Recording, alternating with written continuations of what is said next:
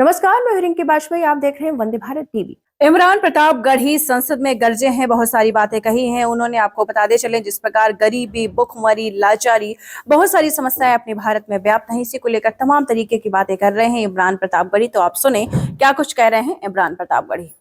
गजल को मुफलिसों की अंजुमन तक ले चलो, मुझको नज्मो जब्त की तालीम देना बाद में, पहले अपनी रहबरी को आचरण तक ले चलो। सभापति महोदय, मैं न्यू एजुकेशन पॉलिसी पे बात करने के लिए खड़ा हुआ हूं। माननीय मंत्री जी यहां मौजूद हैं।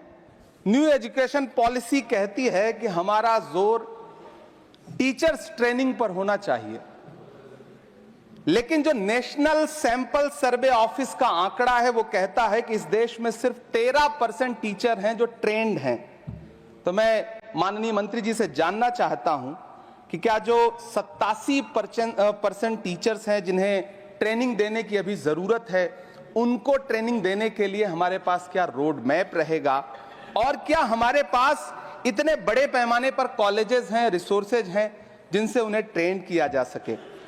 हमारी न्यू एजुकेशन पॉलिसी कहती है कि टेक्नोलॉजी पे जोर दिया जाए, और टेक्नोलॉजी के सहारे पढ़ाई को हमने कोविड के दौरान देखा भी है कि किस तरह से बच्चों को टेक्नोलॉजी के सहारे पढ़ाया गया। लेकिन मैं माननीय मंत्री जी से पूछना चाहता हूं कि जब इस देश में 80 करोड़ लोग 5 किलो राशन पे गुजारा कर रहे हों, तो क्या उन परिवारों तक इंटरनेट, कंप्यूटर, लैपटॉप जैसी सुविधाएं पहुंचाने के लिए कोई रोड मैप है ताकि उनके बच्चों को शिक्षित किया जा सके।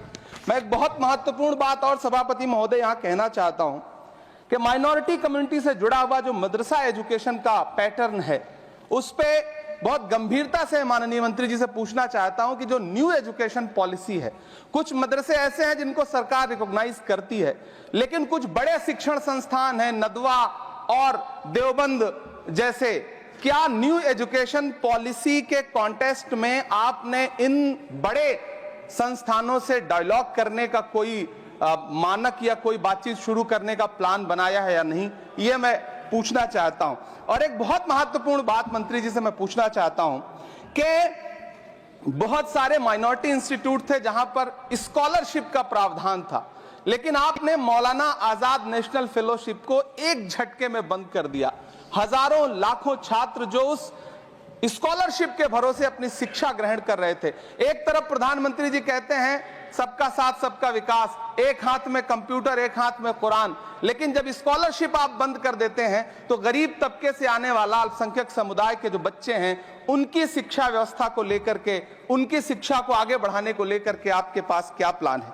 मैं माननीय शिक्षा मंत्री जी यहां पर बैठे हैं, उनसे कहना चाहता हूं कि पूरे देश में, पूरी दुनिया में प्रधानमंत्री जी जाकर के महात्मा गांधी जी की मूर्ति के सामने सर झुकाते हैं, उन्हें फूल चढ़ाते हैं, लेकिन आप ही की सरकार NIT कैलीकट में प्रोफेसर साइजा ए को